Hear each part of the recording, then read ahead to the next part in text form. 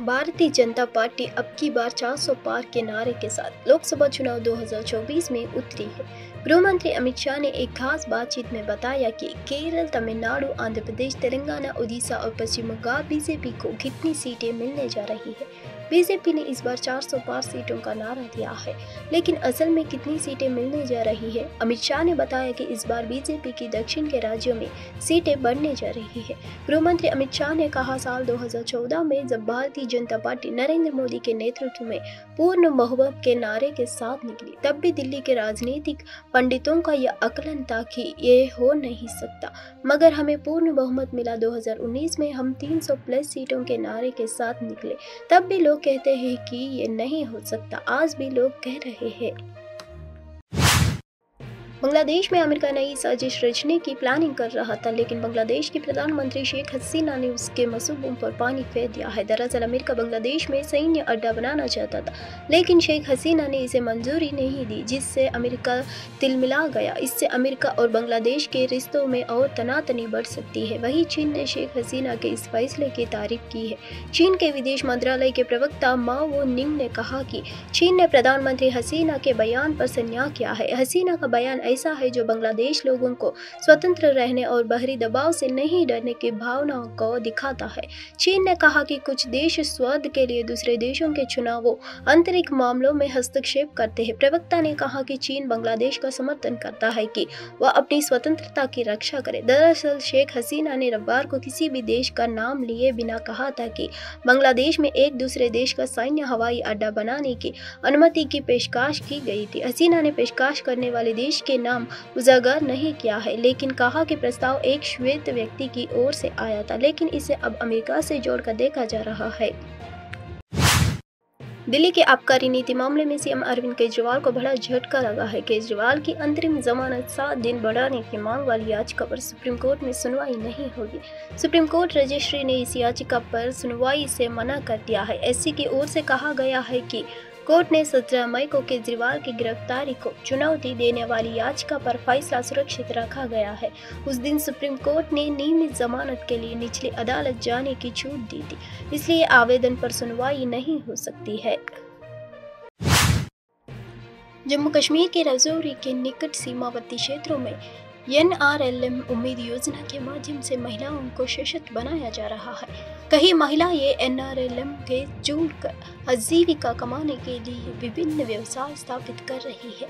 Mushroom की खेती, रेशम कीट पालन, डेयरी इकाइयाँ और स्ट्रॉबेरी की खेती कुछ ऐसे व्यवसाय हैं जिन्हें महिलाओं ने अपनाया है, जिससे उनके जीवन में अर्थ जुड़ रहा है। पहले ये क्षेत्र गोलीबारी से प्रभावित थे, जिससे दैनिक जीवन बाधित हो रहा था। हालांकि युद्ध विराम के बाद महिलाओं को राहत मिली है और उन्होंने खुद से कमाई शुरू कर दी है। पहले महिलाएं अपनी आजीविका के लिए दूसरों पर निर्भर थे, लेकिन अब वे इस उम्मीद योजना से सशक्त और स्वतंत्र महसूस करती है। NRLM उम्मीद योजना बैंकों के समर्थन के साथ मिलकर कम ब्याज दरों पर ऋण प्रदान करती है, जिससे महिलाएं व्यवसाय स्थापित करने और स्वरोजगार करने में सक्षम होती है। इस पहल का उद्देश्य राजौरी जिले के निशौरा सब डिवीजन में नियंत्रण रेखा के करीब रहने वाली गरीब महिलाओं के जीवन को बदलना है। अक्सर यही देखा है, गोलाबारी यहाँ पर चलती थी, लेकिन कोई भी सुविधा बहनों को नहीं मिलती थी। लेकिन जैसे ही NRLM के साथ जुड़े हैं, उसके बाद हमारी बहनों को भी थोड़ा मौका मिल गया बाहर आने का। तो जैसे ये NRLM के साथ जुड़ी हैं, इनको थोड़ा मिशन से भी पैसा आया, तो इन्होंने क्या कि थोड़े छोटे छोटे यूनिट लगाए। तो उसके बाद अब ये बड़े बड़े यूनिट भी लगा रहे हैं। जैसे बहनें कोई मशरूम का काम कर रही है, कोई स्ट्रॉबेरी का कर रही है, कोई बहन मेरी खोया पनीर घर में बना रही है।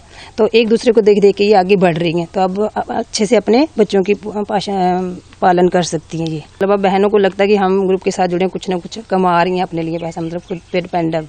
तो इनकी ट्रेनिंग कहाँ होती है? ये ट्रेनिंग तो हमारे अंडर हम BPM सर को बोलते हैं कि अगर कोई बहनों को कुछ बहनें हमारी बोलती हैं, मैडम जी हमें ट्रेनिंग करो, हम BPM सर से बात करें। BPM सर फिर हमारे आगे मतलब जो डिपार्टमेंट वाले हैं, एग्रीकल्चर जो हार्टिकल्चर वाले आगे, उनसे कह के इनको ट्रेनिंग जो चाहिए वो इनको मिल सकती है। तो अब कुछ बहनें हमारी बोल रही थी, मैडम जी हमें अचार की ट्रेनिंग दिलाओ। तो लेकिन हमने एग्रीकल्चर पर्सन से बात की है, वो बोल रहे हैं मैडम जी कोई बात नहीं, अब लेडीज़ इकट्ठी करो 25, तो हम करवा देंगे, पंचायत में करवा देंगे इनकी ट्रेनिंग। तो कितनी इंटरेस्टेड है ये बॉर्डर की लेडीज, किस तरह से बढ़ चढ़ के आगे आ रही है? इंटरेस्ट तो बहुत है, क्योंकि उनको पैसा, पहले इनके पास पैसा थोड़ा कम था, यहाँ सुविधा कम थी काम छाम करने की, लेकिन पैसा भी नहीं था इतना। लेकिन अब इनको मिशन से पैसा भी मिल रहा है, ग्रुप के साथ जुड़ी हैं, तो अब ये जो चाहती हैं कि हम ये काम करें, ट्रेनिंग लें, अब ये मतलब खुश हैं, पैसा भी मिल रहा है टाइम से, और ट्रेनिंग मतलब डिपार्टमेंट हमारे थ्रू ही ट्रेनिंग भी हो रही है इनकी।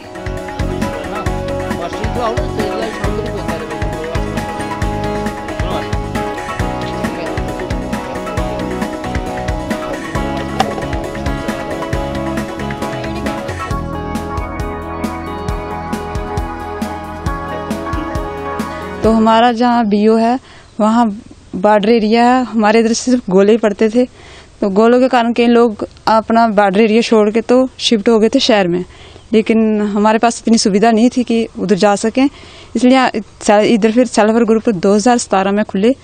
2017 से लेकर आज तक यहाँ की लेडीज 50% जो है उन्होंने मिलकर इजाफा किया। केंद्रीय गृह मंत्री अमित शाह ने लोकसभा चुनाव के नतीजों से पहले बड़ा दावा किया है। अमित शाह ने कहा, बीजेपी इस बार पूर्व और दक्षिण भारत में अधिकांश लोकसभा सीटें जीतने जा रही है। अमित शाह ने शनिवार को लोकसभा चुनाव के लिए आखिरी चरण के मतदान से पहले एनडीटीवी को दिए इंटरव्यू में राज्य व अखंड बताए। अमित शाह ने कहा, हमें पश्चिम बंगाल में अहम बढ़त मिल रही है, हम यहाँ 24 से लेकर 30 सीटें जीत सकते हैं। शाह ने कहा, उड़ीसा में 21 में से हमारा लक्ष्य 17 सीटें जीतने का है।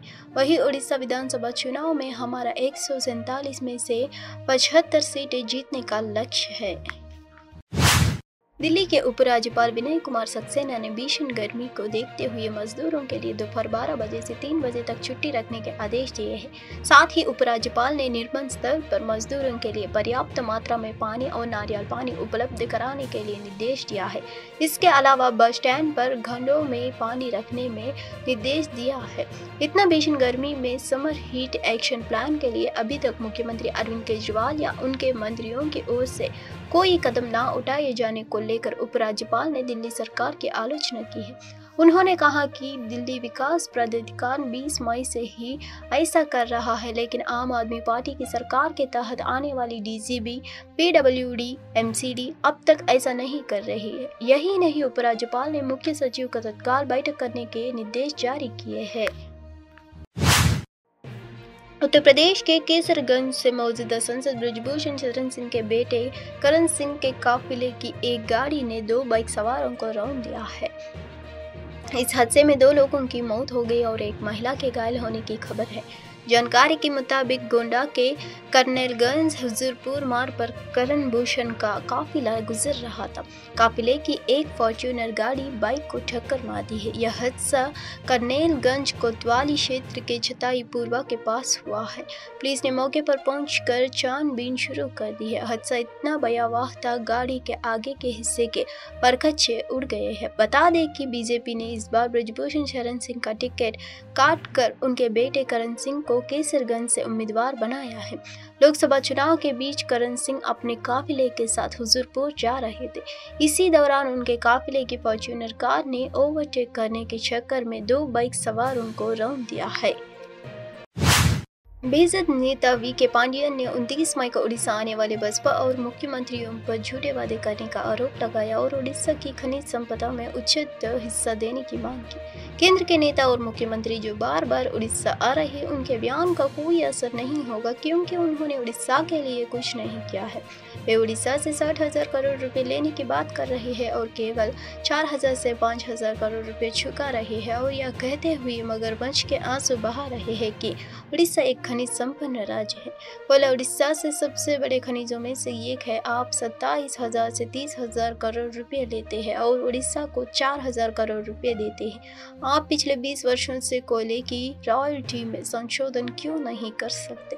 उड़ीसा के लोग समझ सकते हैं कि केंद्र उड़ीसा से क्या छीनता है। हाँ, हम खनिज समृद्धि है, लेकिन आप हमें खनिजों से लाभ कहाँ से लेने दे रहे हैं? आप हमें प्रदूषण दे रहे हैं और सारा मुनाफा छीन रहे हैं, वीके पांडियन ने कहा है। The central leaders who are coming to Odisha repeatedly are the other state chief ministers. Their campaign will not have an impact because they have not done anything for Odisha. They are taking about 60,000 crores from Odisha, repaying only 4,000, 5,000 crores. They are all shedding crocodile tears, saying that Odisha is a mineral-rich state. Okay, coal is one of the biggest minerals from Odisha. You take 27,000 crores, 30,000 crores, you give 4,000 crores to Odisha. What Odisha will do? You are crying for Odisha. Why do you take 27,000 crores? Why can't you revise the coal royalty for last 20 years? What mistake people of Odisha have done? If you have revised the coal royalty from 2004, now Odisha will be getting 15,000 crores out of the 30,000 crores we are taking away. 15,000 crores means 11,000 crores extra for Odisha every year. We spend 5,000 crores in BSKY. We have to spend 3,500 crores for an entire metro in Bhubaneswar. So people of Odisha can understand what the center takes away from Odisha and shedding crocodile tears. Many of the center leaders come and say, Odisha is mineral rich, Yes, we are mineral rich. But where are you allowing us to get the profit out of minerals? You are giving us pollution and taking away all the profits, whether it is NALCO. Heat wave की वजह से पूरे देश में हाहाकार मचा हुआ है। इसकी वजह से ये है कि दिल्ली, उत्तर प्रदेश, राजस्थान, पंजाब, हरियाणा, बिहार जैसे उत्तर भारत के राज्यों में ज़बरदस्त गर्मी पड़ रही है। सिर्फ इतना ही नहीं बल्कि सुबह से ही लोगों के लिए बाहर निकलना मुश्किल हो जा रहा है। लोगों को गर्मी के साथ हीट वेव से भी दो चार होना पड़ रहा है। हीट वेव की वजह से परेशानी इतना ज़्यादा बढ़ गई है कि अब अलग अलग राज्यों की सरकारों ने भी एडवाइजरी या कहे निर्देश जारी कर दिए हैं। दिल्ली में मजदूरों के श्रमिकों के लिए दिन में 3 घंटे की छुट्टी का ऐलान किया गया है। इस दौरान उनकी सैलरी भी नहीं काटी जाएगी।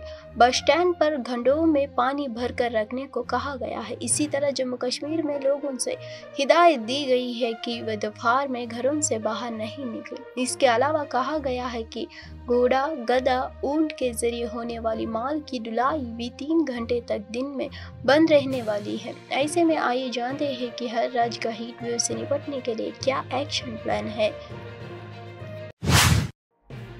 नवाज शरीफ ने 28 मई को कबूल किया कि इस्लामाबाद ने भारत के साथ 1999 के लाहौर घोषणा पत्र का उल्लंघन किया है।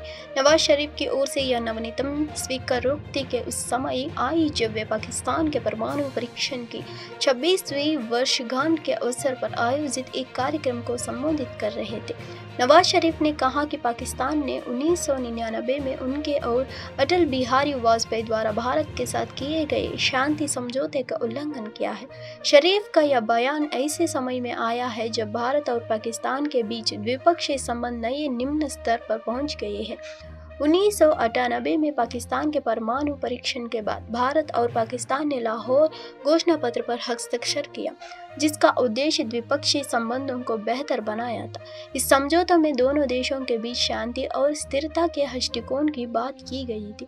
हालांकि कुछ ही महीनों बाद जम्मू कश्मीर के करगिल जिले में पाकिस्तानी घुसपैठ के कारण करगिल संघर्ष हुआ।